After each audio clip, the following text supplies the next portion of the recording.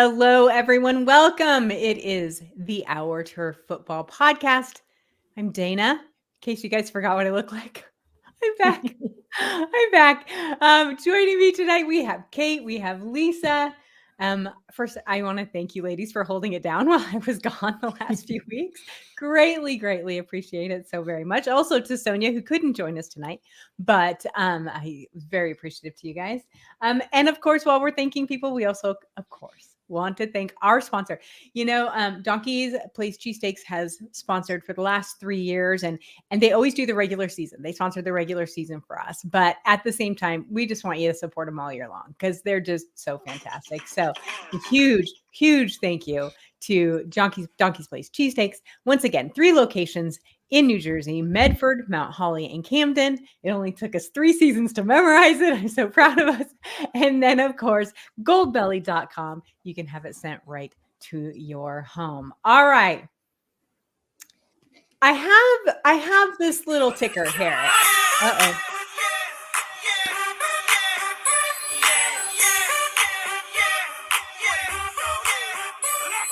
I'm all about it. That's literally the only song I knew, you guys. So if you guys don't know, we have a group text, obviously, between all of us. And Lisa was texting us through the whole halftime show. Who's that? Wait, who is that? Wait, who are those 2 guys with him? And I was so proud that she even cared enough to ask. I'm like, I was watching. I just not know who Chris and Little John are. I don't know. Come on, even I know who they are. It's okay. But I love that you asked. You wanted to know. I thought that was awesome. That was I didn't hate that at all. Just letting you know. I thought that was fantastic halftime show, except for the poor girl who skated off the edge of the stage. I did not see that. It got up to a slow start. Yeah, you're laughing. She could have been hurt. No, she's fine apparently. But it was. Oh my God! It's not the left shark, but I thought it was pretty funny that's what happened there. Yeah. But it was a great show. I put at the bottom, how super was the Super Bowl? I loved it. I'm sure Lisa did not. Because it was the best defensive game I have seen in a long time, Lisa. Snooze fest, man. Snooze fest. No, it was great. I loved it because really that is what I would have expected out of San Francisco. I didn't expect it. I expected more power out of the Chiefs, which I don't know why. Like, I thought about it afterwards and I was thinking back, really, they've really just been kind of eking out these games and, they always figure it out. But it was impressive. I loved the defenses in this game. So I'm actually going to start with Kate because I think Kate agrees with me. I got nothing. I thought it was not the most exciting football game till overtime. But I was in defense heaven. I'm not going to lie. It was so good.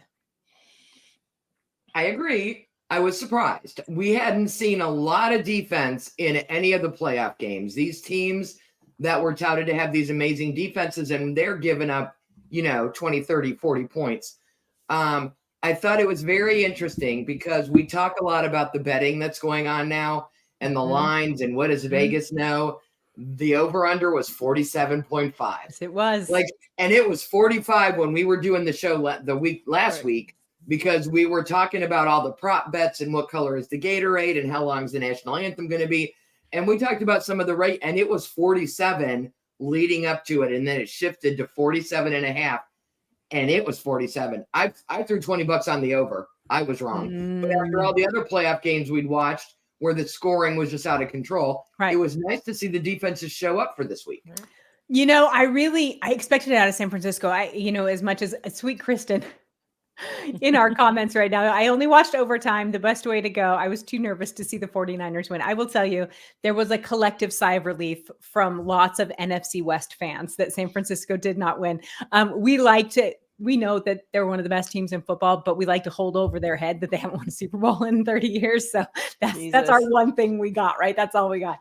So, but what's interesting to me is I expected that. I expected this defense out of San Francisco to just give the Chiefs fits, but I just expected the Chiefs to respond, and it took them a minute, Lisa. And you were right, really, it took them. I mean, at 3 points by halftime, I was shocked. Yeah, well, and they came out on fire, did they not? I mean, those players were fired up. And we were laughing because I thought the same thing. I was thinking about you the whole time because I'm like, oh my gosh, she must be in heaven. I'm going in the kitchen to get a drink. I'm coming back because it's like, okay, what's going on?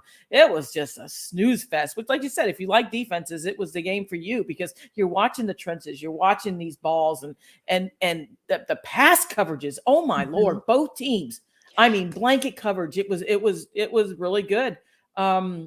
I thought San Francisco bailed on the run too eurly again. Yeah, they did. I think they should have just kept pounding it and just wore them out. And for some reason, Brock Purdy did a couple launches. I know you got to keep them loosened up. But man, I mean, Christian McCaffrey was on fire that first half. I mean, they were getting long runs, big plays. And what I found funny is it seemed like the teams were going for like one big play. And then we'll back up. Let's, methodically try to get ahead of the sticks. Penalties killed some of the 49ers drives. 2 fumbles by Christian and then by Pacheco. I mean, geez, 2 turnovers. And so it was so even to me throughout the first 2 quarters of, both defenses showing up. Chase Young came in through a couple plays. Nick Bosa was just being held on every single play. I'm sorry. It was hard keeping them, but they let them play. Guys, they let them play. Both sides. I agree. Yeah, people were complaining and moaning about, oh, they missed this. It was pretty equal both ways, to be honest with you. They were like, you guys duke it out. We'll figure it out later, which I like. I prefer. No ticky-tack stuff. I don't want that in a Super Bowl.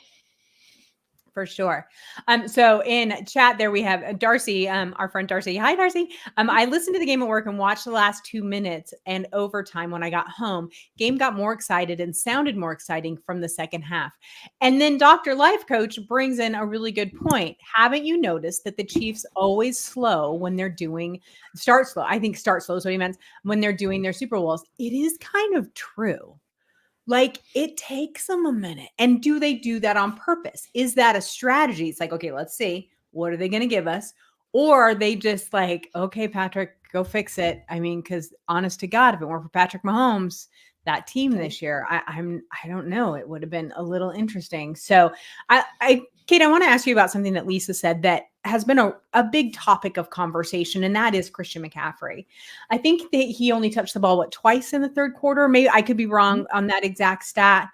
What do you think that they thought they were just going to start throwing something new at them, even though it was working before? That was baffling to me. So I think sometimes teams make halftime adjustments when they don't need to. Fair. And so I think their thought was, okay, at halftime, they're going to go in, they're going to make adjustments to stop Christian. So we're just going to make adjustments so that they don't have to do it because we're going to do something different. Right. Don't outthink yourself. If it's working, my philosophy is you keep doing it and you wait. And then if they adjust to it and stop it from working, then you move on to plan B. It wasn't broke. Why did you fix it? Right. But I think we've seen this with a lot of teams this year and in the past few years, where they make a halftime adjustment anticipating the other team's adjustment. And, Christian McCaffrey was the MVP for a reason, and he should have been the MVP at least. Offensive player of the year, because God forbid he doesn't have a QB in his name. Anyway, sorry, go ahead. Anyway, for a reason. So I expected him to touch the ball more. I didn't see the Chiefs shy away from using Travis Kelce, even after we won't even go there. You all know how I feel about that. We're going to go there. Christian McCaffrey is your weapon. And so you're right. He barely touched the ball in the third quarter. And I have family. I was born in Santa Clara, very near where Levi Stadium sits today. Used to be where the hospital I was born in was. I have a lot of family there. We have Facebook Messenger groups. And they were losing their shrimp in the third quarter when they're like, why aren't they running the ball? I'm like, right. They are, just not with McCaffrey. So it's true. It was so bizarre to me. So I want to throw something out there really quick. Overtime, right? Yeah, it did. None of it matters. You've got a fresh game. Hey. Yeah. I was going to tell you, for me, there was one play that determined how all of that went. And which one's that? And it was in overtime when Kansas City had 4th and 1 and San Francisco couldn't stop them. Right. That was the play of the game right there. That's when, as a coach, I'm taking a timeout and I'm bringing my defense over and I'm saying, listen, This is one play. One play, you stop them now. It's over. Your Super Bowl champs. Go get this done. And instead, or they go on and he scrambles and they go and and it was like they were totally deflated. That one play I don't care about anything that happened in the first 4 quarters. That one play decided the game right there. And 1 minute and 26 seconds left. You kick a field goal. You're 1 minute and 26 seconds left from winning the Super Bowl, and you put a prevent defense in. Yep. Prevents a victory every time. Every time. That's a really good way to put it. The interesting thing is that's so not usually the way Shanahan does. But you guys know how I feel about Kyle Shanahan. He Shanahans his players. He Shanahans himself. And is he an amazing elite coach? Yes, he is. Is he an elite coach that can't win a ring? Yes, he is. And I don't know what that is, and I don't know where. Other than they do come up against very good teams, but they almost. Do you guys remember last time they played the Chiefs? And by halftime, they're running around and celebrating and waving goodbye to the fans, and then they lost. It almost felt a little bit like that when they were up those 10 points. And I'm like, did you not learn something from that? Do you think he did enough offensively to win the game? Do you feel like the defense let them down? I mean, because you kick the field goal, you put your team in a position to win. You have a minute 26. Now you got to give it to your defensive coordinator, which, like you said, we're not going to argue. Both defensive coaches called great games. They both did. And I understand that you go into these types, but he still brought a couple blitzes to Patrick. But you, like you said, you got to be careful with Patrick Mahomes, because if you blitz him, you might just, so I thought it was really strategic. I can't even say that word. Played by the 49ers. Strategic. There it is. Played by the 49ers. But we all laughed, right? We saw a minute 26. I think it was Kate. Somebody goes, we're going into overtime. Somebody right after it was like, we're going to overtime. Yep. Where was the aggression? That missed extra point was brutal. And that's always been one of my criticisms about Shanahan, aside from the fact that he's lucky he has Brock Purdy, because that offense he does is so complicated that you need a rocket scientist to figure it out. And apparently that's the way Brock's.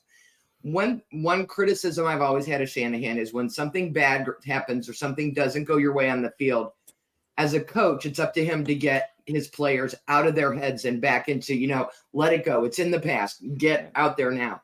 And they seem stuck on that missed extra point. And now it's a tie game when they should have been up by 1. Well, if it was a 4-point differential, Kansas City would have just kept going. They wouldn't have settled for the field goal. Right. So who knows? But I mean, when those kind of things happen, and you saw it in the overtime, when they let them convert on 4th and 1, it was like Swiss cheese. It was like those players were done. And Kyle doesn't seem to know how to get his players. Tomlin does it in a way that's exceptional. Mike Tomlin has his players in whatever just happened, done. We're on the next play. So a couple comments from chat here. And hey, listen, and if you guys are watching either over on Facebook or over on Twitter, come to YouTube. You can join our live chat. We love to chat, argue with us. We don't care. Come in, chat with everyone in live chat, and we'll share your thoughts. So Darcy says, I knew at that point, and seeing San Francisco's defense couldn't get a stop in their last 4 drives, I knew it was over. I'm going to tell you this. The minute in overtime, San Francisco got a field goal, I said the Chiefs just won the Super Bowl. I knew it. It was done in my head. My husband's like, what? I'm like, no, it's done. It is done. That to me was Patrick Mahomes going, I only need 3. I don't think so. And that's the kind of confidence that kid has. And this is a really good point by Dr. Life Coach. It says more on the offense. The running game could have been their best defense, and he went away from it. He sure did. Burn that clock 100%. 100%. It was amazing. And you know what? And his counterpart down here in Miami does the exact same thing. I think Kate's right. I think they outthink themselves and instead of just staying with the base football 101, run it down their throats. They try to get cute. They have all these motions. They have all this.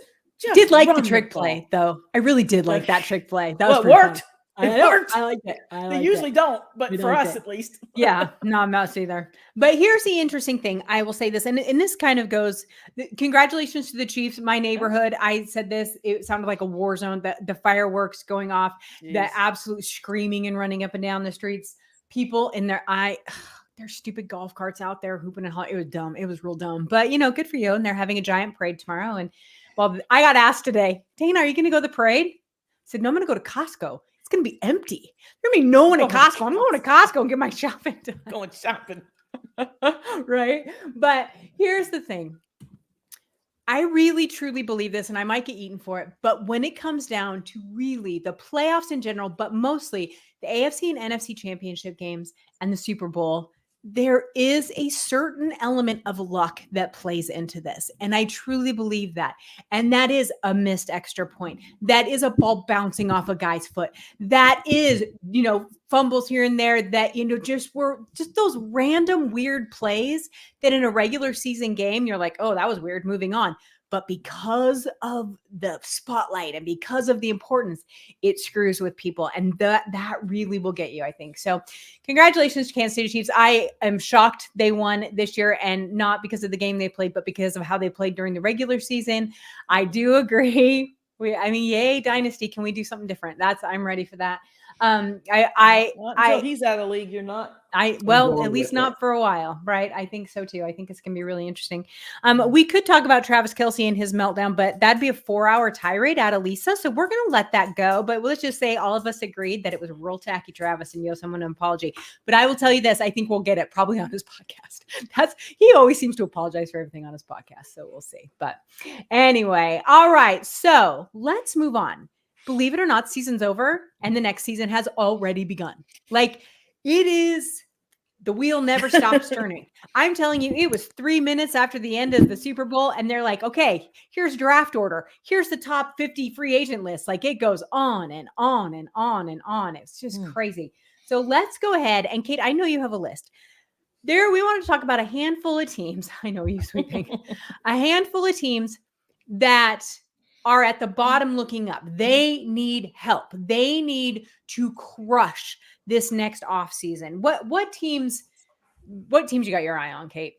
Well, for me, it really hinges on the quarterback situation.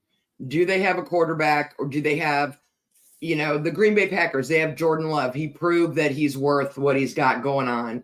The Carolina Panthers, I think, struggled with Bryce, but I think they've got time to work with him. But the Patriots have got to figure out what's going on. Between Bailey Zappi and Mac Jones, that situation is a hot mess. They've got a new coach coming in. We'll see what that looks like.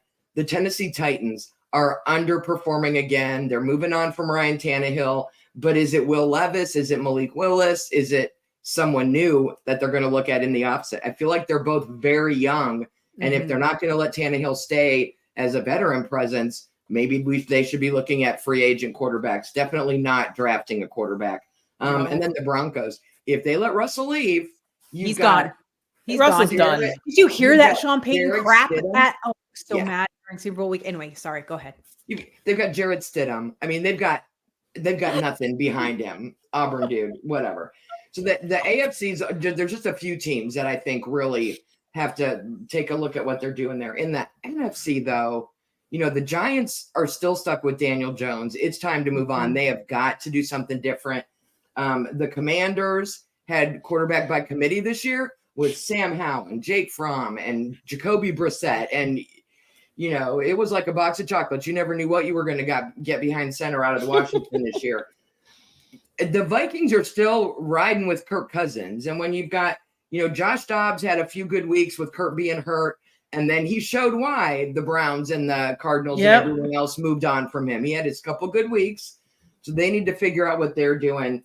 Tampa Bay, I think, has to re-sign Baker. What he did with them and 100%. The way things gelled, he needs to get re-signed there. But the Atlanta Falcons, Desmond Ridder out of Cincinnati, I loved him at Cincinnati. I loved him early. He is not a good fit for what they're doing in Atlanta. And Marcus Mariota just doesn't seem right either. So I think Atlanta is in the market. These are teams that I think need a veteran quarterback. They need somebody with a little bit of experience. There are what we saw last year with the Panthers taking Bryce and the Houston Texans taking CJ.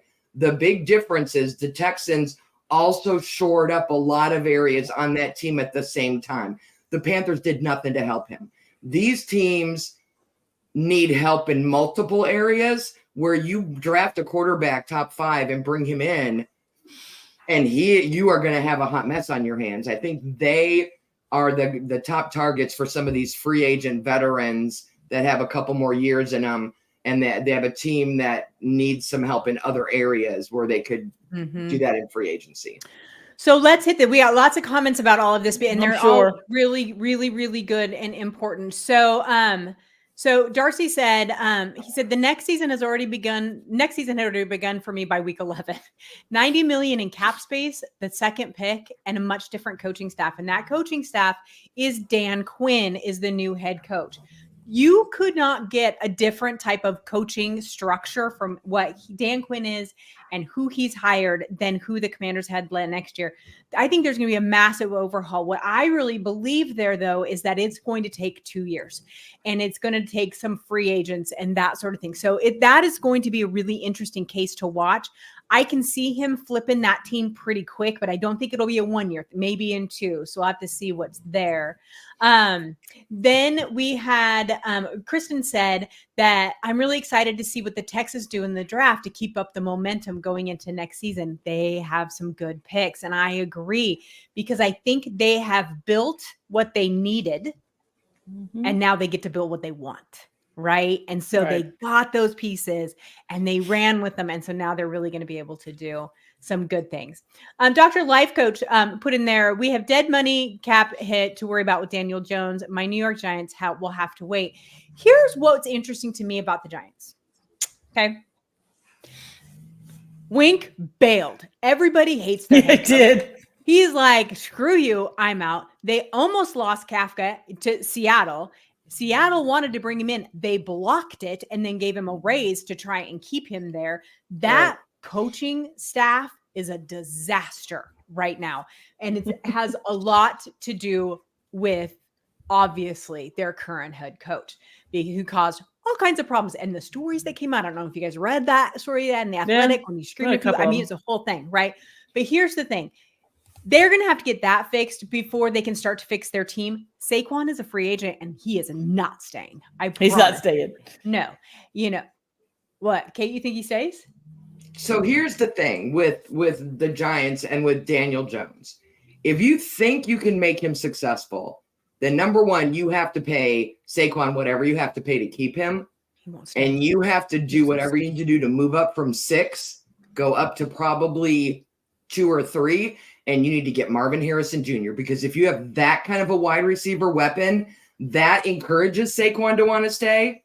They're one of the teams that he's the guy I'm watching at most in the draft. I think there are more teams that are going to go after because I think he's a game changer and a team changer from a wide. And I think the gap between him and the rest of the receivers is so big.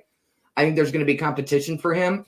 But if the Giants can find a way, I can't believe he falls to 6, but if they can find a way to get him, I think you can get Saquon to stay. And I think you can make Jones a lot more productive because they've got – name me one wide receiver on the Giants.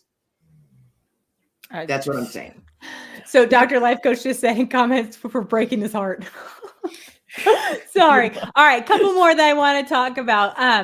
So Camden, hi Camden, put in there, what is the future of Derek Carr? I don't think Derek Carr goes anywhere. I think the Saints are retooling, and I think that they're trying to figure out how to finesse what they have. They have a lot of older players. They have a lot of young players. They have to figure out if their head coach is the guy, and this is going to be his year to prove it. So do either one of you see Derek Carr going anywhere? I think he'll still be in New Orleans. No, there's nobody that I think the Saints are going to bring in right now that would be much better than him.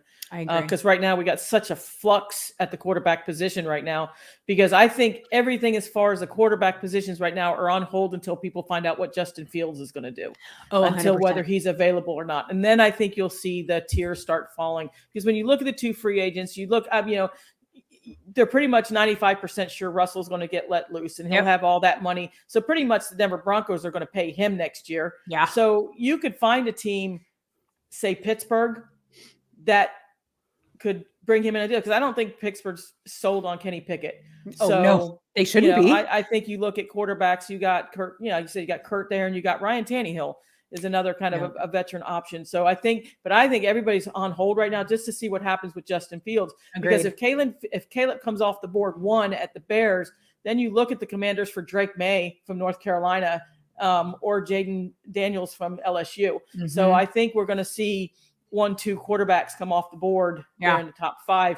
And that's going to cause a little bit of flux. And it's going to be weird for Marvin Harrison because you're going to see which team is a quarterback set that's going to come up to try to get him. You wonder if that's going to be, and then you got this whole Bale alignment that some of the two of them right off the top of Fat Fuga's not in. Oregon's going to go. Washington State's guy's going to go. So it's going to be interesting. But I think everything right now is just where are we with Justin Fields right now? That's a really interesting place to put it too, for sure. So let me get a couple more of these here that we have on. Margo wants to know, who does Dana hate more, Shanahan or Peyton? I'm just going to say this. I have way more respect for Shanahan than I do for Peyton. I'm just going to put it that way. So Shanahan, she likes him more. She hates Peyton. So there you go. I'll say it. I really, really do. All right. So, and then Kristen wants to know, do we think there's any chance that Belichick goes to the Cowboys? It would depend on what capacity, like just as an advisor or something. I don't. I think Bill's going to maybe take a year off and he's going to end up head coaching somewhere next year. I think that some of these other hot. You think he's done, Kate? No, I can't see him and Jerry Jones working together. No, me neither. I feel like there's not a room big enough for both of their ego. Fair. Well, I mean, he couldn't even get Arthur Smith to give him enough power. Right. I mean, are you serious? This is Arthur Smith. I mean, he wants to win as much as the next person, but he didn't get the structure he wanted. Nope. He wants the reins, and it's like you said, it's going to be interesting because it's going to be. You take a year off, but then again, man, this is a tough business. It is. So let's talk about some of these other quarterbacks. So we've talked about Russell Wilson. We know Russell Wilson is out. And Camden asked up in the comments, what did Peyton say? Now, just Google Sean Payton at the Super Bowl. You'll find it, sweetie. And then, so Russell will be out there. And then we have Kirk Cousins, who I think will probably be the hottest commodity, don't you think? I wonder what I don't know. It just depends on the team. But if I look at teams like Atlanta or maybe even the Titans that aren't ready to go Super Bowl, but are ready to make a move up and win more games, Kirk can win you games. Yeah. Oh yeah, he can. If you need another year, if you're looking at where you're drafted and you're like, listen, even if you're up top and you can get a really good draft prospect, Kirk is a great placeholder for a year to have someone on your bench for. I know Lisa doesn't let quarterbacks in the first round sit, but if they not 1-2, not 1-2. Well, fair enough, that high.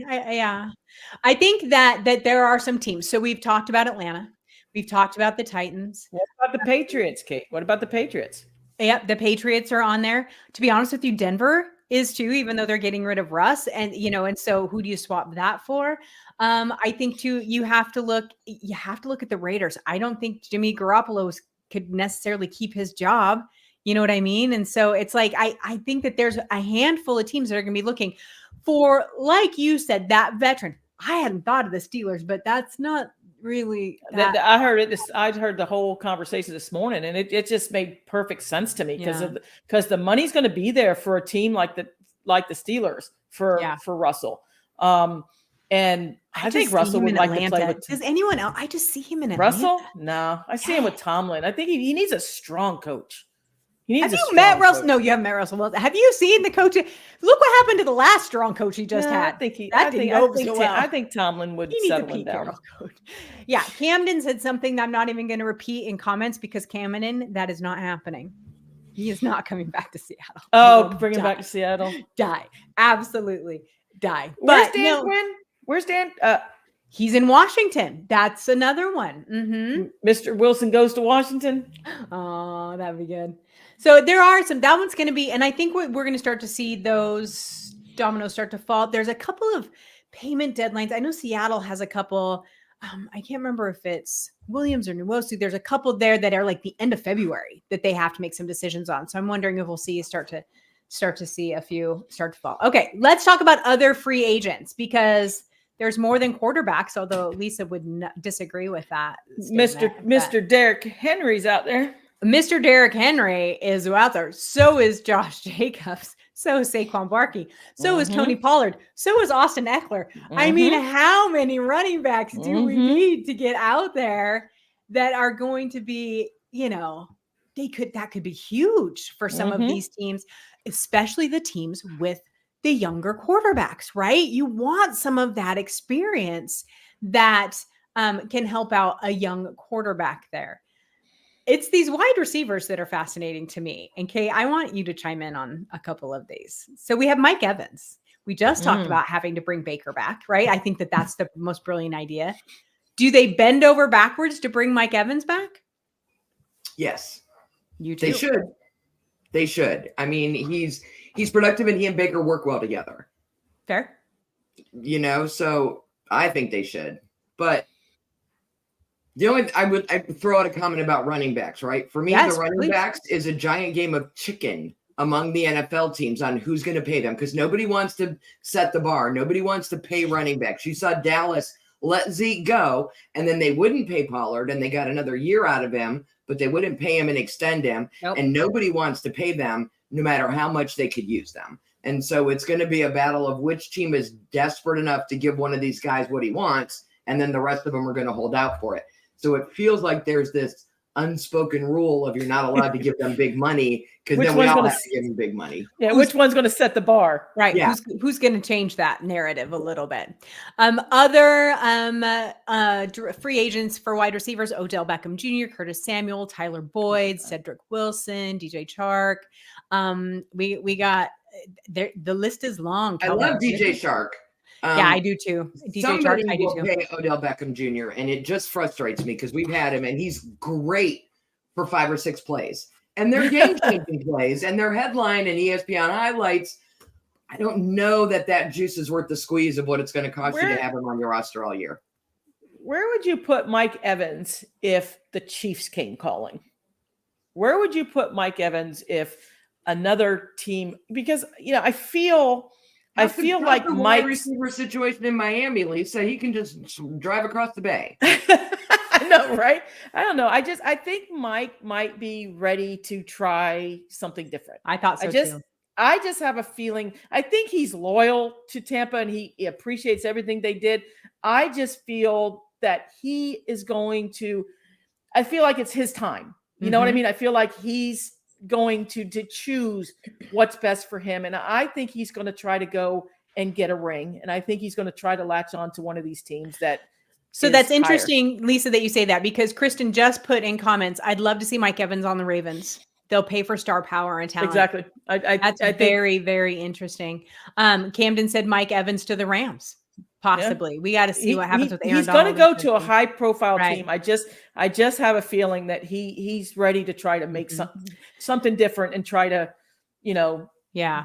go further in the playoffs. And Big Red throw in there. He's like, is McCaffrey on contract for a few more years in San Francisco, or is he possibly up for grabs again? I think he's got 2 more years. He's got a couple more years still there. So he's not going anywhere, unfortunately, for some of us. Let's look at the defensive side of the ball. Leonard Williams. I really believe that Williams is going to end up staying in Seattle. I think they loved him, and I think that they're going to figure out a way to sign him. Even with the changes? Yes, okay. I do. We have a defensive head coach. Thank God. We have a defensive head coach. Okay. So I think that they will probably end up keeping him. I'm hoping, fingers crossed. Here's the biggest one, though, and this is coming number 1 on most, the rankings list. Chris Jones is a free agent again, out of Kansas City. He just won another ring. Is he going anywhere, Kate? I don't think so. I wouldn't. Would you? No, unless they decide not to pay him. He doesn't want to have to work that hard. Mm-hmm. Yeah. Well, unless they need the money for that offense. Because the offense, I don't know. How do you give up on Chris Jones? I wouldn't. I would be done. I wouldn't either. Daniel Hunter is up out of Minnesota. Buda Baker, Carl Lawson, Randy Gregory, DJ Reader. There's some bigger names. Some plug and plays. I can see some plug and plays ones in there. So there's definitely going to be, I think, some movement. Josh Allen. Josh Allen, the edge rusher from Jacksonville. Makes my heart palpitate just a little bit. You see that? My heart palpitate a little bit. I just got a little excited about that. I just saw his name pop around there. I just checked. Christian McCaffrey does have 2 years left. Okay. He's due $11.8 million this year and $12 million next year. He's not going anywhere. the best money San Francisco ever spent. For sure. Yes, Big Red put Clowney. Clowney is up again. Needs to come back to Carolina. That's fine as long as it doesn't end up at Seattle. That's a running joke for me. I hate Clowney. So Jordan Brooks is also up, as Camden just put, out of Seattle. That is a huge question mark for a lot of Seattle fans, whether or not they will sign him. So that'll be really interesting. And this is a good point Camden put also. The Chiefs did let Tyreek Hill go. They might let Chris Jones go. I don't know. We'll see. It's going to be inside the ball, though. That's a different conversation right there. That's a different kind of animal. So much fun. So you guys, let's look back. So we've talked about the free agents that are coming up, and we're going to talk about this even more here in just a few weeks, closer to the actual beginning of the new year, which I believe is the 14th of March, 13th or 14th of March this year. Yeah. And so we're going to really kind of dig into that free agency a little bit closer to that. But looking back over this season, I didn't warn you guys I was going to do this. No. I wanted it off the cuff. I wanted it just kind of your first reaction. What was, looking over the whole season and all the teams, what was your biggest surprise from this year? Oh, God, that's easy. Okay, Lisa, it's easy. What is it? It's the Texans. Texans going deep in the playoffs. Hands down. I'm like that. No idea. I love that. Hey, everyone, I can see all you guys that are out there. I want you guys to put in comment what your biggest surprise was for this season, because I want to share some of those too. We all thought they would be better, but none of us thought they would go that deep into the playoffs. Nope. We had them winning, like, between all of us when we did our pre-show. I think all of us had them winning like 5 to 7 games, which would have been a huge improvement. We were excited about that. What the hell happened, Houston Texans? Hello. Very exciting. That one was really big, a really, really big surprise for me too. I'm going to say my biggest surprise was actually a disappointment. And it was that, as you guys know, I picked Dallas to go to the NFC Championship this game. I don't understand that team. I thought I had it figured out. I really thought this was their year. And I'm not even a Cowboys fan. You guys know that. But I just was like baffled by them so often. So that was probably the biggest part. Go ahead, Kate. Well, and I think the rest of us picked the Eagles. I don't know what's going on with them this year. The Cowboys and the Eagles both. There's something going on either in the locker room or something with both of those teams, because they have way more talent than their record and their playoff run showed. Mm-hmm. Yep. A couple of what they said in comments. Camden said CMC stayed healthy. Whole season. He did. Wow. He got a little banged up. Remember, he got a little banged up, but nothing like season ending or anything like that. I think he missed one game or something. Yeah, he got a little banged up. Yep. Darcy agrees with us. Houston and CJ Stroud being as good as they are. And Dr. Life Coach says the same thing. Texans is a great answer, but he would say the year of the backup quarterbacks. That's a really good one too, because that was, I mean, how many different starting quarterbacks do we have? How many backups? We were like, we didn't even talk about Gardner Minshew. He's a free agent too. Where the hell? He's not going anywhere. Indy he's not going anywhere. That's what I don't think so. Indy needs to re-sign him. They're a hot mess. Well, they did say, this came out today, that Anthony Richardson started throwing today. So that's exciting, because he'll have the whole offseason to start throwing. So that's good. Camden also said another surprise was Jonathan Gannon being a good coach. Like that one. That was pretty good. But, I think this one is what was interesting this year. What was interesting to me, and just to kind of wrap up the season, was we mentioned it all season long, ladies, about how really this season was just kind of meh. Like there wasn't, it wasn't a super great season. There was a lot of bad football that was played. It was just kind of meh in the middle. And yet we ended up with really good playoffs. And that was surprising to me. And I enjoyed that a lot. And so that was good. Now my other question that I am asking you off the cuff, and it can be your personal teams, because I know we all know how we are. But what do you want to see next year? It doesn't have to be from your team. It can be NFL overall. It can be anything. What are you hoping for out of the 2024 season? Better referees. Well, that's fair. God. Consistency there would be really nice. I have one, and I'll give you guys a second to think. But mine is, I want it to be a little more competitive. And I know that sounds weird, because we had a lot of teams. 9-8 and 10-7. You know, they were all right there together, but it still never felt competitive. It just didn't have kind of the gut punch that normally you get at these teams, and you don't know who's going to win. It just was all tense. I missed that this year. I missed that in kind of the blah that was the 2023 season. What about you, Kate? Anything? I mean, I will say, I don't want to disagree with you, but that last week of the season with those divisional there were that was good. I meant overall, but yeah, that right down at the end, it got off to. I wish they would do something a little different with all these international games. I don't know what's going on. Week 1. I don't know. And then I just saw something that they've given Amazon Prime exclusive rights to a playoff game for next year, which means you have to subscribe to get one playoff game. And I'm hoping the NFL maybe takes a little look at itself and says, you know what, maybe too much is a problem.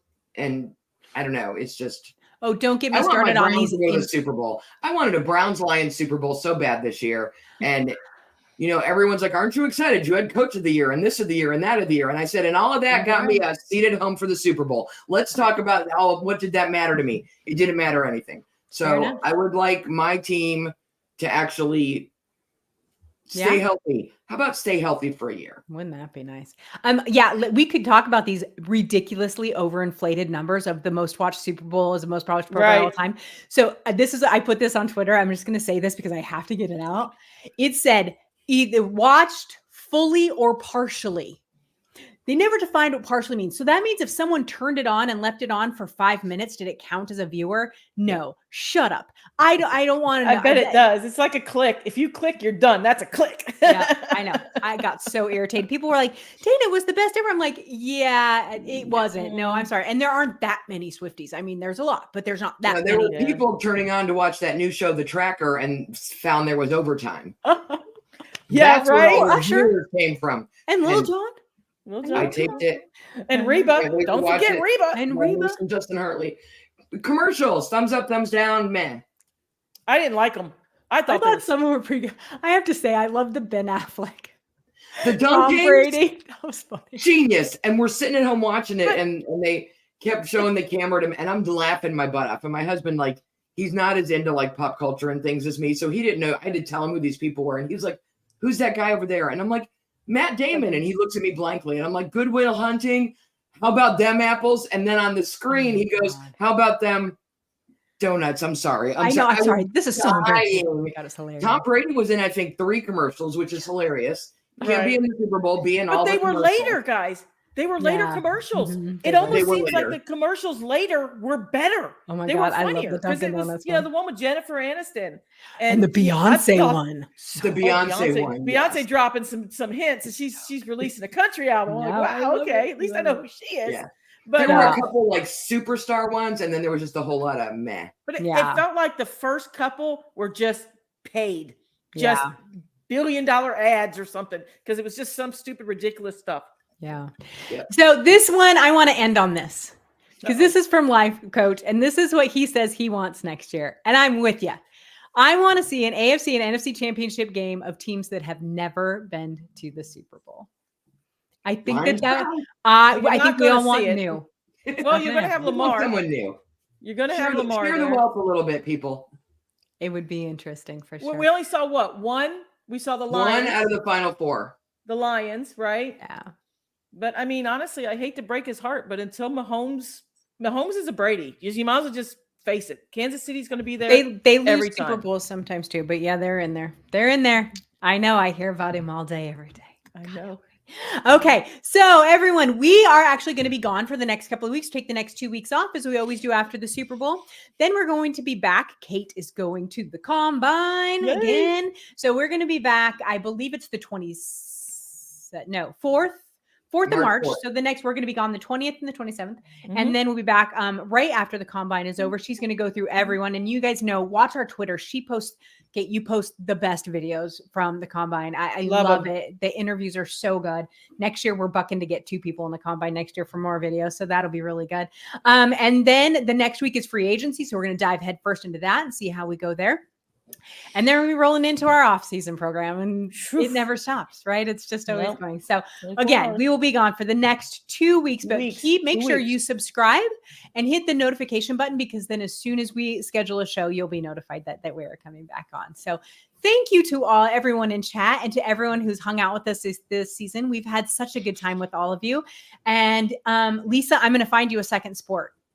I'm so excited. My soccer is starting. And so you don't have to do soccer. We need to find Lisa a second sport so she's not so sad. But you can watch USFL and all the other stuff too. So. All right, everybody. Thank you so much. Have a great night. Bye-bye.